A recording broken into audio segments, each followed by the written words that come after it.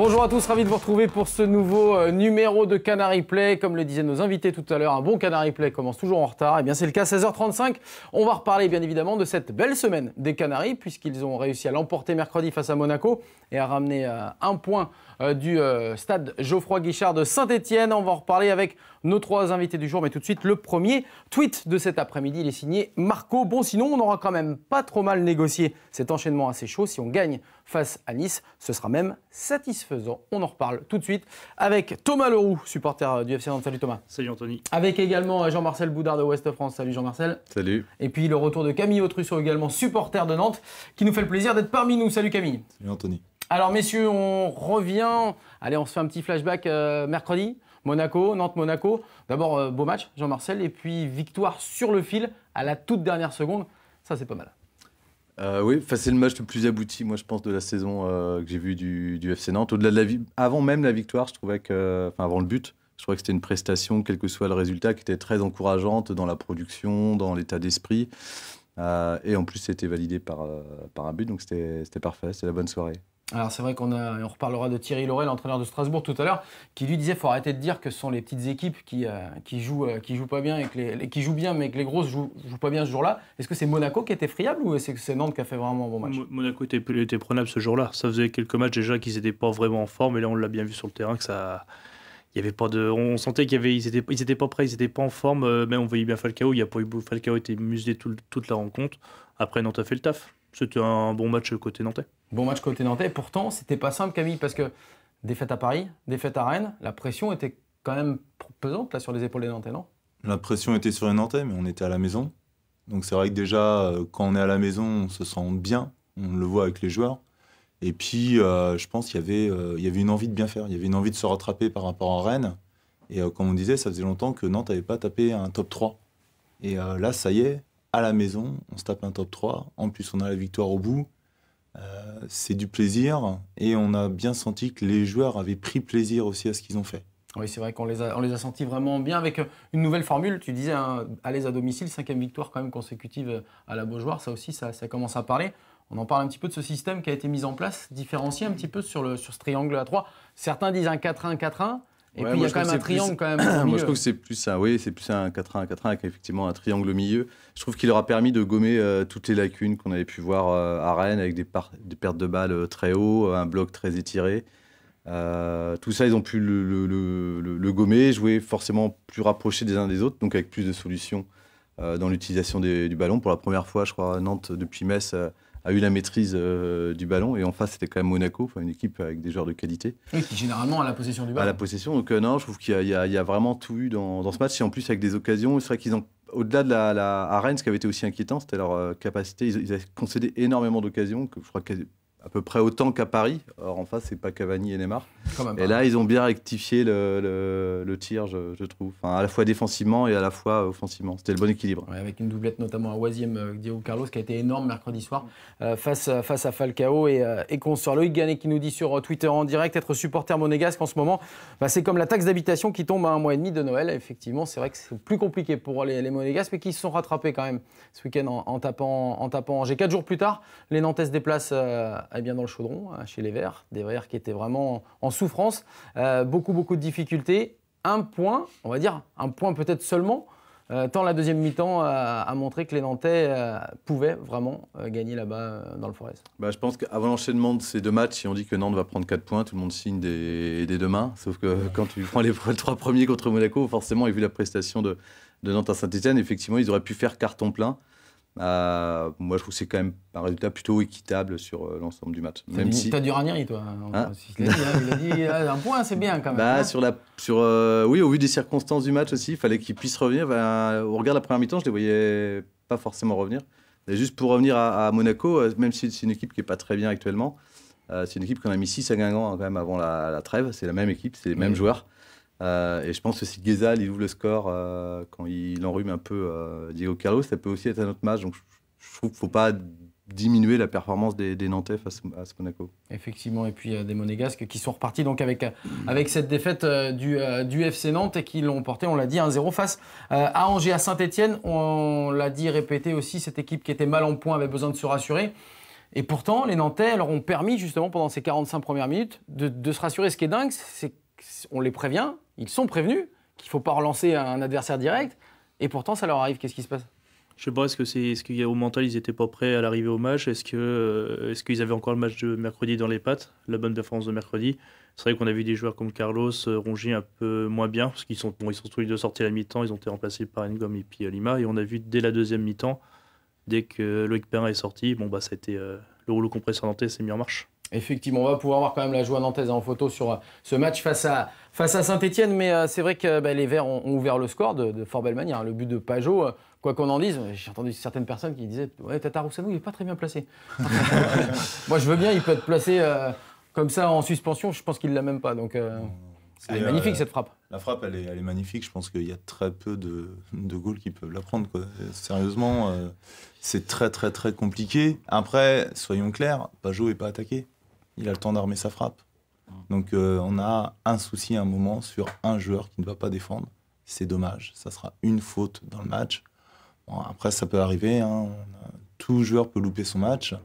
Mais c'est vrai qu'une chose qui a été intéressante aussi à Monaco, c'est qu'on a relancé des joueurs qu'on ne s'attendait pas, comme Bamou, El Ghanassi. On les a revus à Saint-Etienne alors que El Ghanassi n'avait pas fait du tout un bon match contre Monaco, soyons clairs. Il a été mieux, même si la première mi-temps était quand même compliquée. Il a mieux tenu la balle, en tout cas il a fait moins de gris-gris, il y a eu moins de pertes. Après, il a montré beaucoup mieux en début de saison, donc je pense qu'il faut aussi qu'il reprenne confiance en lui. Mais un qu'on ne s'attendait pas à voir à ce niveau-là, disons, c'est Bamou aussi, qui reprend vraiment confiance en lui. Il n'apporte pas un gros danger, mais il tient très bien la balle. Et en tout cas, sur son côté, il permet de distiller quelques bons ballons. Il fait du boulot. Et puis il y a la Coupe du Monde en ligne demi aussi. Oui, avec le Maroc, effectivement, il va falloir qu'il se monte. Ganassi et Bamou, c'est la même nationalité. Même sélection. Même sélection. Alors, est-ce qu'il faut qu'il se monte maintenant Il vaut mieux qu'il se monte maintenant qu'en juillet prochain, parce que ça sera trop tard de toute façon. Baptiste qui nous dit pas souvenir d'une équipe aussi faible que Saint-Etienne contre Nantes cette saison. On perd clairement 2 points. Alors, les Nantais menaient 1-0 à la pause. Ce qui est assez drôle, c'est ce qui s'est passé à la mi-temps. On a entendu dire qu'il y a eu un gros coup de gueule de la part de Ranieri. Pourtant, Ranieri, on l'a quasiment vu tout le temps à la porte des arbitres pour se plaindre d'une agression du fait que Valentin Rongier était blessé. Qu'est-ce qui s'est passé à cette mi-temps? Il a longtemps attendu, effectivement, pour je pense que ça fait plusieurs matchs où les Nantais, notamment à Rennes, où sur plusieurs décisions, elles ont été contre eux. Je pense que c'était un match avec beaucoup d'engagement, où ça peut aussi basculer sur les décisions d'arbitrage. Et je pense qu'il a voulu mettre un peu de pression. Voilà. Ce qui a marché d'ailleurs, parce que les Stéphanois ont pris des jaunes en deuxième mi-temps. Exactement, ouais, sachant que c'était une équipe qui joue dur. Enfin, on a vu aussi Saint-Etienne-Rennes qui avait été assez compliqué. Donc, je pense qu'il c'est pas une équipe de footballeurs, même si bon. C'est une équipe de Houchet. On en reparlera avec Loïc Folio et Charles Guyard, mais c'est plus une équipe de Houchet, comme dirait certains des acteurs. Exactement. Et puis, donc, ils attendent. L'arbitre sort finalement, mais pour reprendre la seconde période, ça parle quoi, 2 secondes? Et pourtant, les Nantais tous disent mais on a eu un coup de gueule et on s'est remis dans le sens de la marche. Et puis il y a eu ces 2 changements, ce double changement qui a été vraiment bénéfique. Oui, alors en plus ils changent de système. C'est vrai que moi je suis un peu déçu de la première à Saint-Etienne parce que j'attendais beaucoup du système qui a été fait contre Monaco, où je l'ai trouvé très, très intéressant. Et en fait on s'aperçoit que dans un 4-4-2 ils sont aussi très bons. Ce qui est intéressant c'est la variété. Et notamment quand il y a un joueur comme Ngom qui donne de la profondeur et qui joue en remise et qui aide le deuxième attaquant pour remonter le bloc. Alors effectivement, dans cette deuxième période, il s'est passé beaucoup de choses. Donc les Stéphanois ont commencé par prendre des cartons. Salah a marqué un but valable qui a été refusé. C'est vrai qu'en ce moment, pas gâté les Nantais par l'arbitrage. Ouais, c'est vrai que sur le but, il y a celui de Rennes où on est le Rennes à Cazerie hors-jeu de 2 mètres. Et là, c'est vrai que là, il n'y avait pas du tout hors-jeu. L'action aurait dû être validée. Effectivement, c'est d'accord. Oui, tout à fait. Il n'y avait pas photo. Bon, les Nantais réussissent quand même à égaliser par Salah avec un but à la Salah aussi, parce qu'il est capable de mettre des super buts, mais il est capable de mettre des buts comme ça avec un contre. 2 fois sur le dégagement. Et notamment du nez. Ouais, et notamment du nez. Voilà. Qui bat Ruffier et ça. Le nez de Salah a battu Ruffier. Voilà, a réussi à battre Ruffier. Ça tombe bien que vous parliez d'un garçon, c'est Santiago Ngom qui est entré, qui a fait ses premiers pas sur une pelouse de Saint-Etienne. Intéressante. Alors, sur les réseaux sociaux, notamment sur Twitter, vous êtes très dur, évidemment, comme d'habitude. Certains disent, comme Antosport, Ngom, il a fait une hyper bonne impression. D'autres encore qui taxent Ngom de manque d'efficacité, comme quoi c'est un attaquant nantais, visiblement, puisque tous les attaquants nantais ne sont pas efficaces. Comment vous avez jugé cette prestation de Santi Ngom? On le rappelle simplement, 24 ans, il vient de signer son premier contrat pro. Il vient du monde amateur alors qu'il a été formé dans des formations professionnelles. Guingamp, PSG, il est passé par les deux clubs. Et puis, ça y est, il apparaît au plus haut niveau. Comment d'abord on juge cette prestation, cette entrée à Saint-Etienne? Franchement, il a 24 ans. Il ne faut pas oublier qu'il arrive dans le chaudron, déjà. C'est impressionnant, dans une équipe en place. Pour moi, c'est une bonne impression. C'est-à-dire que c'est un jeune, comme on a pu en avoir d'autres, Gilo, Sissoko et autres. Ça va prendre quelques mois avant qu'il prenne, je pense, vraiment bien ses marques dans l'équipe. Mais il faut le tester. Au contraire, on n'a que ça à faire. Ça fait plaisir de voir le mec, il a de l'envie, c'est un feu follet, il court partout. Après, oui, il peut manquer d'efficacité, mais... c'est la vérité d'une mi-temps. Hein. Voilà. Non? Santi Ngom, Thomas? Moi, je l'ai vu sur l'image de N3 cette année. C'est vrai qu'il était bon. Et là, sur l'entrée qu'il fait contre Saint-Etienne, il est très bon. Il a du potentiel. On verra ce qu'il vaut sur les prochains matchs. Mais bon, c'est vrai qu'on est un peu déçu. Il avait la balle du 2-1 au bout du temps additionnel. Dommage. Jono Xavier qui nous dit sur Twitter, il faut que les joueurs prennent conscience de leur potentialité. C'est le cas notamment de Santi Ngom. On rappelle, Jean-Marcel, Santi Ngom, il a un parcours un peu étonnant. Il était meilleur buteur de DH. Hein. À la Suze, en fait, il s'est relancé à la Suze. Il voulait plus entendre parler du monde professionnel. Après pas mal de déconvenus, où il n'a pas réussi à percer les clubs pro, donc Guingamp et puis le PSG, où il a été formé. Ensuite, il est parti à l'étranger, où il s'est un peu perdu. Et pour lui, c'était le monde pro, voilà, c'était terminé. Et il finit meilleur buteur de DH. Il permet à la Suisse de monter en N3 avec 36 buts. 36 buts dans la saison. 36 buts dans la saison. Et c'est là qu'il est repéré par le FC Nantes et qui signe à Nantes au départ pour jouer en N3. Et c'est un adjoint de Ranieri qui l'a observé en N3, qui a demandé tout de suite qui c'était. Et c'est vrai que moi, je ne l'ai pas trouvé, ce qui est encourageant, c'est que je ne l'ai pas trouvé à la rue. Techniquement, dans les appels, dans les déplacements. Il y a des joueurs qui arrivent pour qui le saut est énorme, on ne les voit pas dans les duels. C'est pour ça que le sport, c'est pas, le foot, même si c'est important les buts pour un attaquant, c'est pas qu'un sport de statistiques. Et en tous les cas, dans les déplacements, c'est plutôt intéressant dans le jeu. Très intéressant. Ouais. Ça fait plusieurs semaines qu'ils s'entraînent quand même avec le groupe l'équipe pro, première. Ouais. Voilà. Et il y a une vraie aussi complicité. Et il est en train de prendre sa place, je pense, aux dépens de certains qui vont avoir du mal à revenir. Tu penses à Nakoulma, non? Ou Koulibaly, s'il est encore là. Koulibaly, parce que Nakoulma, on a un peu eu écho, il n'était pas là. Blessure. Blessé encore. De fatigue. Blessure diplomatique. Blessure diplomatique, tu penses? Je pense, ouais. Bon, en attendant, on verra bien Santi Ngom, donc, qui a fait ses premiers pas, on l'a dit, dans cette Ligue 1, qui a donc signé son premier contrat professionnel. C'était en fin de semaine dernière, entre Monaco et Saint-Etienne, et qui va donc se faire une petite place, on l'espère, dans l'effectif nantais, un peu à l'image d'un Bamou, ou c'est complètement différent? Mis à part l'âge qui est identique, mais... Je pense que c'est différent de par son profil. Bamou n'était pas passé par des centres de formation. Pour l'avoir vu quand même aussi en N3, il est beaucoup plus explosif, beaucoup plus athlétique. Et franchement, techniquement, il a pour moi une meilleure portée de balle. La question pour lui, c'est la capacité à... Quand on a été dans des clubs pro, quand on est descendu en DH, c'est la capacité à répéter les efforts et à les assimiler dans des entraînements intenses d'un groupe professionnel avec ces exigences-là sur la durée. C'est là la seule incertitude. Sinon, c'est vrai qu'il a montré à Saint-Etienne, en tous les cas, qu'il avait le niveau pour jouer en Ligue 1. Donc, c'est plutôt encourageant. C'est lui qui a mise pour Salah, pour le but de Salah. C'est lui qui fait cette fameuse tête plongeante à la toute dernière seconde aussi, qui peut donner encore une fois la victoire au buzzer pour les Nantais, effectivement. Intéressant à revoir Santi Ngom dans cette attaque nantaise. Il y a Franck Ledors, notre confrère de l'équipe, qui nous dit « Gros match d'Abdoulaye Touré, très présent à la récup, propre dans ses relances, projection rapide dans le camp adverse. » C'est vrai qu'à 3-4 reprises, il a cassé les lignes. En même temps, les Stéphanois, c'était pas très compliqué, mais c'est vrai qu'il est étonnant quand même. Il est étonnant, ce garçon. Il est étonnant parce qu'il confirme en fait à chaque match. Enfin, c'est plus une surprise aujourd'hui, c'est plus un feu de paille, quoi. C'est vrai que depuis le match de Strasbourg, où vraiment il a changé de dimension, après un mois d'août un peu compliqué, mais comme le reste de l'équipe, on avait oublié, moi j'avais lu un papier dans SoFoot qui disait qu'Abdoulaye c'était un gros manieur de ballon. Enfin, tous ceux qui l'ont eu en jeune disaient que c'était quelqu'un qui maniait le ballon très bien, sauf qu'on ne se rendait pas compte par sa nonchalance, c'est parce qu'il perdait des ballons super importants.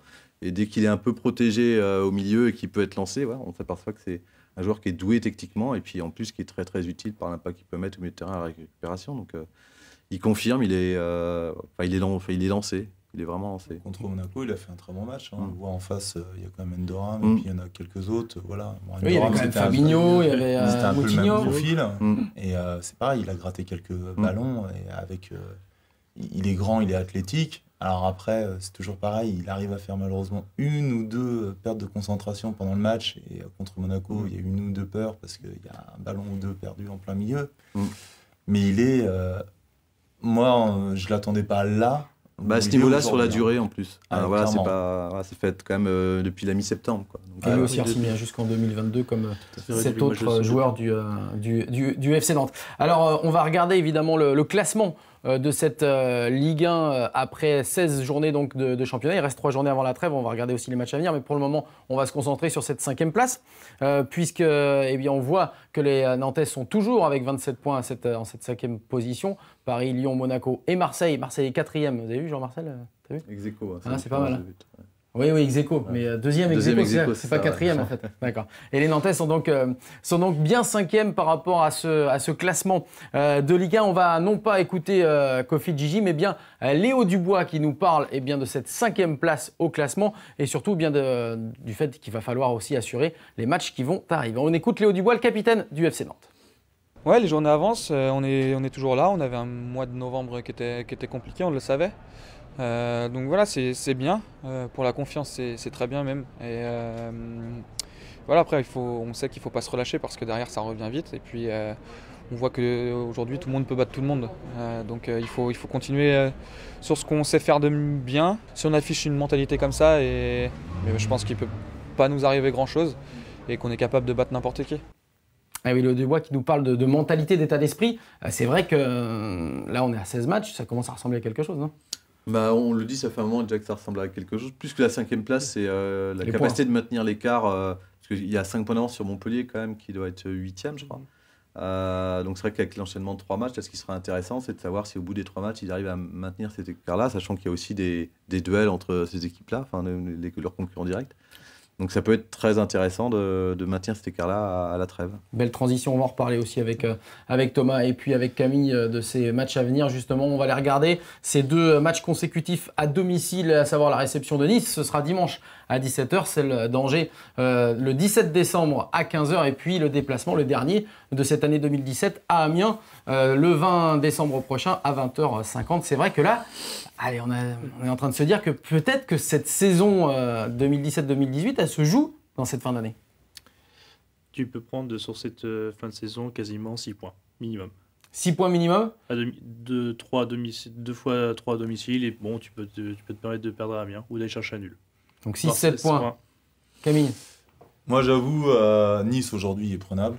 C'est vrai qu'on a pu le voir, ils ont des hauts des bas. Angers, logiquement, on doit les taper. Amiens me fait un peu peur parce que j'ai peur du relâchement avant les vacances sur le dernier match. Ce qui arrive souvent. Et on sait que le FC Nantes, voilà, au niveau mentalité. Après, Ranieri aujourd'hui tient les gars. Et je pense qu'ils ont envie aussi peut-être de bien finir.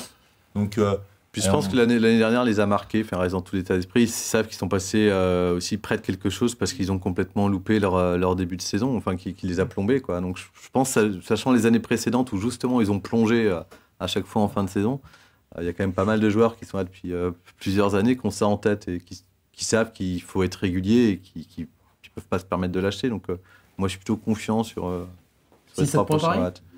6 points, ça serait bien déjà. 6 points, 33 points à la trêve.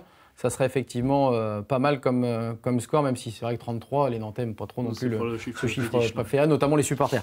Jono Xavier qui nous dit allez 7 points sur les 3 derniers matchs. Il est avec nous en direct sur ce plateau de Canary Play avec le hashtag FC Nantes, hashtag Canary Play. Allez, 2 petites infos avant de clôturer cette émission. La première, on voulait revenir avec Kofi Gigi qui est installé, on va le dire, non plus provisoirement, mais de plus en plus fréquemment sur le côté gauche de la défense, même si là, il est repassé en deuxième mi-temps en défense centrale du fait de la sortie de Diego Carlos. On lui a demandé, après le match, c'était après Monaco, on lui a posé un petit peu la question, on l'a titillé sur ce côté gauche. Écoutez sa réponse. Tous les jours, tu travailles ton pied gauche? Non, pas tous les jours. Ça varie, j'essaye, mais...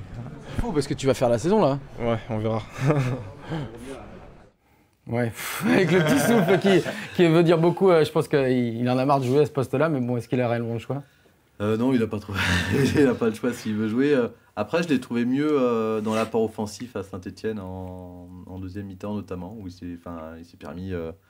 en première mi-temps, pardon, où il s'est permis des montées. Enfin, on l'a vu moins bloqué sur son côté gauche. Alors après, ça reste très très limité, puisque dans la capacité de centrer, il peut jouer qu'en remise. Voilà, c'est compliqué pour lui. C'est compliqué, effectivement. Allez, avant de donner le tirage au sort, vous le connaissez certainement déjà de la Coupe de France et des 32e de finale, on voulait vous passer ce petit tweet sympathique signé Dominique Casagrande. Vous le savez, ce week-end, eh bien, Strasbourg a été un super adversaire pour le Paris Saint-Germain, puisque les Strasbourgeois l'ont emporté face au PSG, et puis en mettant fin à la fameuse série d'invincibilité des Parisiens. Comme quoi, le record du FC Nantes version 94-95 est toujours d'actualité. Ça a énormément plu aux internautes, ça a énormément plu aux Nantais et puis à Dominique Casagrande, donc qui a fait un petit dédicace à tous ses copains de 94-95, dont Patrice Loco qui est avec nous en direct par téléphone. Bonjour Patrice. Bonjour. Bonjour, ça y est, vous êtes garé, c'est bon? Oui, je me suis garé. Merci. Alors, on disait, on en parlait avec Dominique Casagrande et son tweet. C'est vrai qu'il y a eu beaucoup de réactions pour le FC Nantes de cette année 95, du titre de champion de France, qui était resté invaincu 32 matchs sans défaite. Vous gardez votre record, ça vous fait quelque chose? Bah oui, bien sûr. C'est un petit peu comme tous les supporters nantais, c'est sûr.